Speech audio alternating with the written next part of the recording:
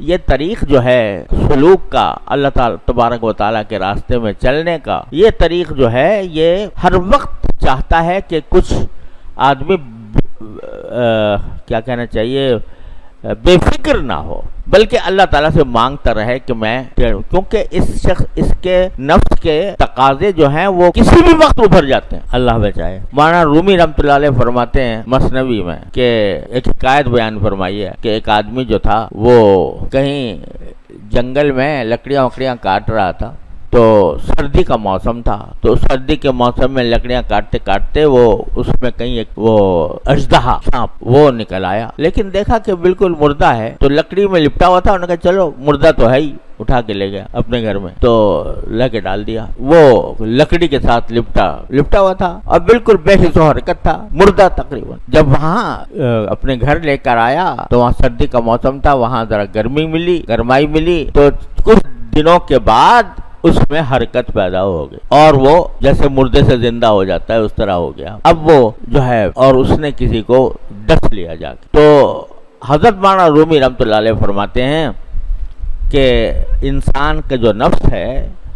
یہ تربیت کے بعد، مشق کے بعد ہو تو جاتا ہے کہ ایسا ہے جیسے کہ مردہ، لیکن جہاں اس کو کوئی موقع ملتا ہے غلط خواہشات پیدا کرنے کا تو یہ پھر زندہ ہو جاتا۔ تو مولانا فرماتے ہیں نفس اجدر ہاست او کے مرداست، نفس اجدر ہاست او کے مرداست از غم بے آلتی افسرداست۔ یہ جو نفس ہے ہمارا یہ تو ایک اژدہا ہے، یہ اژدہا جو ہے یہ مرا کہاں ہے، البتہ غم بے آلتی افسرداست، البتہ تم نے تربیت کر کے مشق کر کے اس کو افسردہ بنا دیا ہے،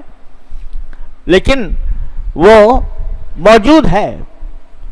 اس واسطے کسی بھی وقت اللہ بچائے انسان کا دماغ پلٹ سکتا ہے، کسی وقت بھی اس کے اندر ٹیڑھ پیدا ہو سکتی ہے،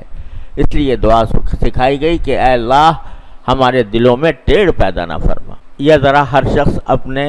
دل کو ٹٹول کر دیکھ لے، کتنا ہی اللہ نے اس کو عبادت کی توفیق دی ہو، کتنا ہی اس کو تدین عطا فرمایا ہو، کتنا وہ اپنے آپ کو گناہوں سے بچانے کی کوشش کرتا رہا ہو، لیکن ہر شخص اپنے دل کو ٹٹول کے دیکھ لے کہ کبھی نہ کبھی دل میں غلط خیالات آتے ہیں، برے خیالات آتے ہیں، اور وہ خیالات کبھی ارادے کی حد تک پہنچتے ہیں، کبھی صرف خواہش اور تمنا کی حد تک رہتے ہیں، کبھی ارادے تک بھی پہنچ جاتے ہیں، اللہ بچائے۔ اگر آدمی کی صحبت ٹھیک نہ ہو، اگر اس کا ماحول سازگار نہ ہو، تو یہ جو دل میں خواہشیں اور جذبات یا امنگیں یا تمنائیں پیدا ہو رہی ہیں، اگر ذرا اس کو ماحول دوسرا ملے تو آدمی بھٹک کے کہیں سے کہیں جا سکتا۔ تو جب کبھی دل میں کسی گناہ کا خیال پیدا ہوتا ہو، ارادہ پیدا ہوتا ہو، خواہش پیدا ہوتی ہو، تو فوراً اللہ تعالیٰ کی طرف رجوع کر کے کہہ لو ربنا لا تزغ قلوبنا بعد اذ ہدیتنا۔ ایک آدمی ایک ایسے ماحول میں جا رہا ہے کہ جہاں اس کو اندیشہ ہے کہ میری نگاہ بھٹک جائے گی، یا میرے دل خراب ہوگا، یا مجھ سے کوئی غلط کام ہونے کا اندیشہ ہے، تو جانے سے پہلے اور راستے میں یہ دعا کرتا جائے ربنا لا تزغ قلوبنا بعد اذ ہدیتنا وہب لنا من لدنک۔ اس میں اللہ تبارک و تعالیٰ کی ایک تو حمد بھی ہے کہ اللہ آپ نے اپنے فضل و کرم سے ہمیں ہدایت دے دی ہے، آپ نے اپنے فضل و کرم سے ہمیں ہدایت کا مورد بنایا، یہ آپ کا انعام ہے، آپ کا کرم ہے، ہم اس کا شکر ادا کرتے ہیں، لیکن آئندہ کہیں ہم بھٹک نہ جائیں۔ اب کسی مجلس میں آپ جا رہے ہو، اندیشہ ہے کہ یہاں مجلس میں جائیں گے تو غیبتیں ہوں گی، غیبت کی مجلس ہوگی، دوسروں کا ذکر آئے گا، اس کو برا بھلا کہا جائے گا، اندیشہ ہے۔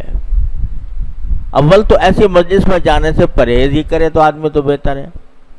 لیکن بعض اوقات جانا ہو جاتا ہے اور وہاں لوگ مل جاتے ہیں، اندیشہ ہے کہ غیبتیں ہو رہی ہوں گی یا ہوں گی، تو مانگ لو اللہ تعالیٰ سے یا اللہ میں جا رہا ہوں اور مجھے اندیشہ ہے کہ کہیں میں غیبتوں کے گناہ میں مبتلا نہ ہو جاؤں، اے اللہ میرے دل کی حفاظت فرمائیے، مجھے ٹیڑھ سے محفوظ رکھیے۔ یہ دعا مانگتے رہو۔ جب کبھی نفس کسی غلط کام کی طرف اس کے دل میں خواہش پیدا ہو غلط کام کی، ناجائز کام کی، تو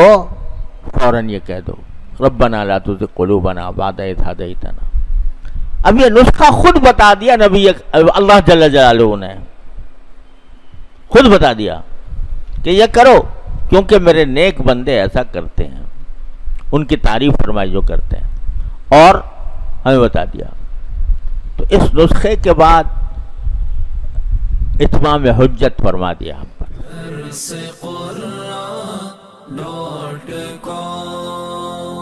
www.darsequran.com